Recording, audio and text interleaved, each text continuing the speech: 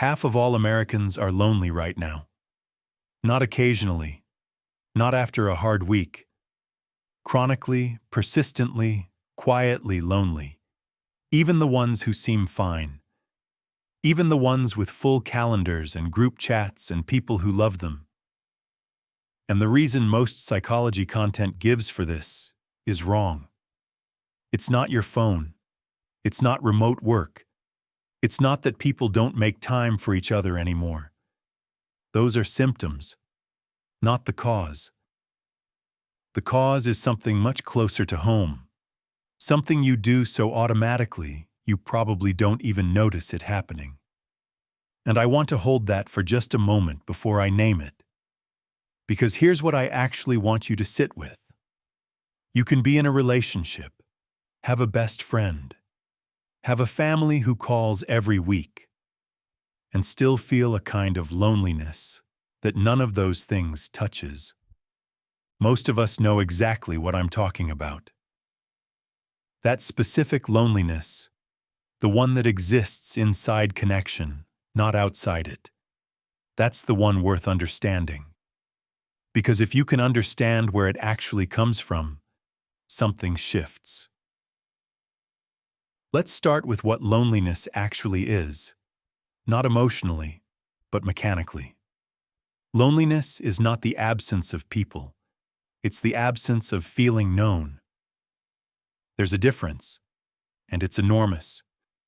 You can be in a room full of people who are genuinely fond of you and still feel completely invisible. Because what they're fond of is the version of you that showed up. The agreeable one. The capable one. The one who said, "I'm fine," and meant it just convincingly enough. Not you. There's a survival response that most people develop very early, in families, in classrooms, in friendships, where they learn that the safest version of themselves is a smaller, more agreeable, more palatable version. The one that didn't take up too much space, didn't have needs that were inconvenient, didn't say the thing that might make someone pull away. That response kept you safe once, but it has a cost that most people never connect to the loneliness they feel. When you consistently present a managed version of yourself, when you edit before you speak, when you read the room before you react, when you shape your personality to what you sense the other person needs from you, something happens. You become very well liked and completely unknown. People enjoy your company. They describe you as easy, kind, low maintenance, good to be around. And you go home and feel a loneliness you can't explain. Because by every measure you should feel connected. You have people. They like you. You were just with them. But you were not with them. A version of you was. This is what people-pleasing actually costs. Not your time or your energy, though it costs those too. It costs your visibility. And here's what makes it so hard to see. People-pleasing doesn't feel like fear. It feels like kindness. It feels like being considerate, thoughtful, emotionally intelligent.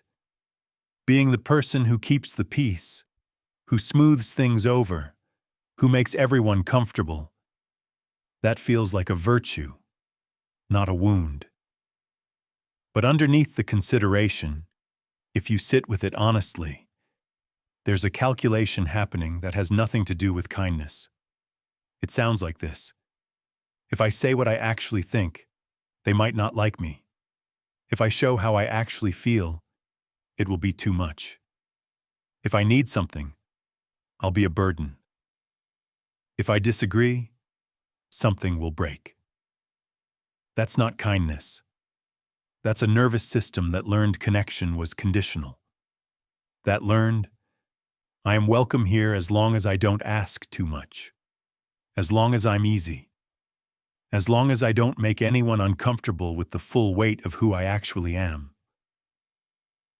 And so you made yourself lighter, more manageable, easier to love. And in doing so, slowly, quietly, over years, you made yourself unknowable. The loneliness that follows isn't a mystery. It's a direct consequence. You cannot feel truly connected to someone who only knows your curated self, no matter how much they care about that self, no matter how many years they've known it. Connection requires contact, real contact.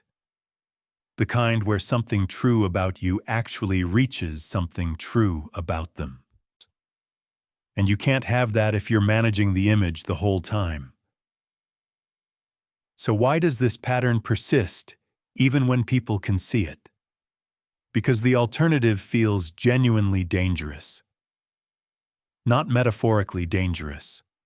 Not irrationally dangerous. To a nervous system that learned early that being fully yourself led to rejection, or anger, or someone pulling away, showing up as you actually are, doesn't feel like vulnerability. It feels like a threat. The body doesn't know the difference between a past danger and a present one. It just knows the pattern. And the pattern says, smaller is safer. So every time you have an opportunity to be more honest, to say the thing, to disagree, to need something out loud, your system pulls you back toward the familiar contraction. Not because you're weak, because you're wired. But here's what the research on loneliness and connection consistently shows. The relationships that actually resolve loneliness, the ones where people report feeling genuinely seen and known, are almost never the smoothest ones. They're the ones where something real was risked, where someone said the uncomfortable thing, showed the less polished version, needed something and said so, disagreed and stayed in the room. The vulnerability that people-pleasing is designed to avoid. That is exactly the mechanism through which real connection forms. Not the performance of vulnerability, not the curated version. The actual thing, where you don't know how it's going to land and you say it anyway. I'm not telling you to dismantle every boundary and say everything you've ever held back. What I'm pointing at is much smaller than that. It's the next conversation where you notice yourself editing and you edit a little less. It's the moment where someone asks how you are and something honest is closer to the surface than usual, and you let it be closer instead of burying it under fine. Not a transformation, a direction. But here's the part that most people miss entirely. The person you have been most successfully hiding from, through all of this, is not them. It's you. When you perform a managed version of yourself for long enough, you lose contact with the original.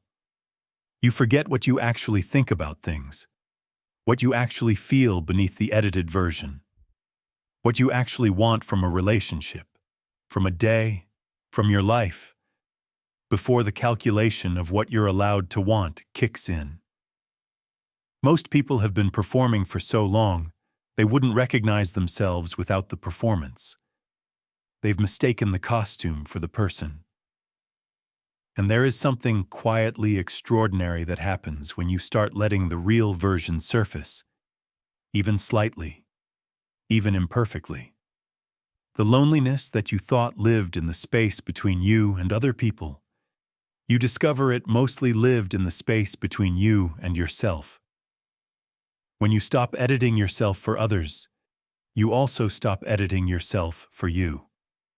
And in that quiet, you find that you are actually quite good company. That the person you have been hiding and managing and making smaller, that person is interesting, genuine, worth knowing. Not perfect, not easy, but real.